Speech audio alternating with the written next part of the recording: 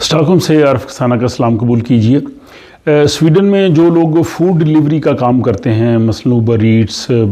Fedora या bolt के साथ, उनके लिए ये अहम मालूमात है कि यहाँ की हुकूमत ने स्वीडन की एक अथॉरिटी है जिसको स्वीडन्स वर्क एनवायरनमेंट अथॉरिटी कहते हैं या आर्बिट्समिljøverket, उनको ये कहा था कि जो लोग फूड डिलीवरी का काम करते हैं इनके हवाले से जो है वो वजाहत की जाए कि क्या इनकी जो कंपनीज़ होती हैं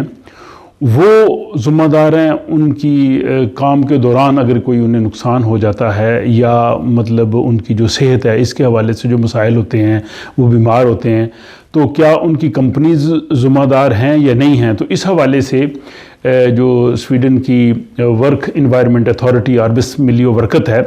उसने स्वीडन के कानून का जायज़ा लेते हुए ये फ़ैसला दिया है कि जो लोग फूड डिलीवरी का काम करते हैं इन मुख्तलिफ़ कंपनीज़ में स्वीडन के अंदर, उनकी जो कंपनीज़ होती हैं वो उनकी सेहत की या उनकी सलामती की, हेल्थ एंड सिक्योरिटी की वो ज़िम्मेदार नहीं है। नॉर्मली स्वीडन में ये होता है कि अगर आप काम करते हैं तो काम के लिए जब आप घर से जाते हैं तो अपने घर के दरवाज़े से काम तक और काम के दौरान और काम से जब तक अपने घर वापस नहीं आते आप इंश्योर्ड होते हैं। इस दौरान अगर खुदा न खास्ता आपके साथ कोई हादसा पेश आ जाए, आपकी सेहत का कोई मसला हो जाए, काम पे अगर आपसे कोई नुकसान हो जाए, तो वो सारे का सारा जो आपको जॉब देने वाली कंपनी होती है उसने इंश्योरेंस करवाई होती है और उस के तहत वो सारी चीज़ें कवर होती हैं। लेकिन अब ये जो आर्बिट्समिljøverket ने फ़ैसला दिया है, इसके तहत जो लोग फूड डिलीवरी का काम करते हैं, अगर काम के दौरान खुदा न खास्ता उन्हें कोई हादसा पेश आ जाए या वो बीमार हो जाएं या उन्हें कोई और मसला हो जाए, तो कंपनी उनके लिए ज़िम्मेदार नहीं है, क्योंकि अथॉरिटी ने कहा है कि स्वीडिश के मौजूदा कानून के तहत वो लोग नहीं आते। तो ये चीज़ जो है वो उनके लिए थोड़ी तशवीश का बायस भी है।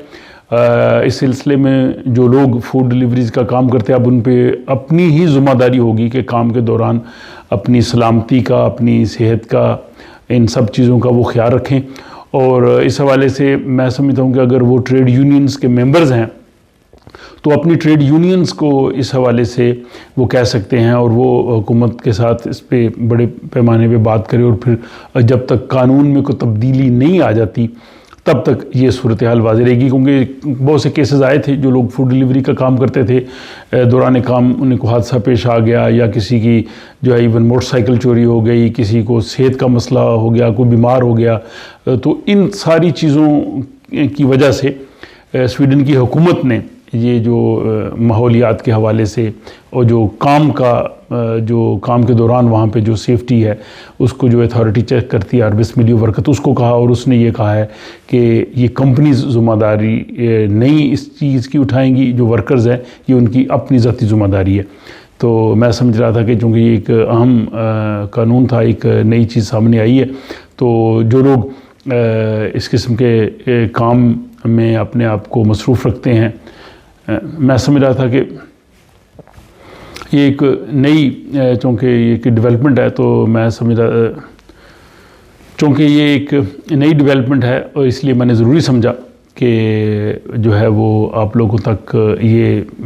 लेटेस्ट सूरत हाल जो है वो पहुँचा दी जाए। अपना ख्याल रखिएगा और मुझे इजाज़त दीजिए। खुदा हाफिज़।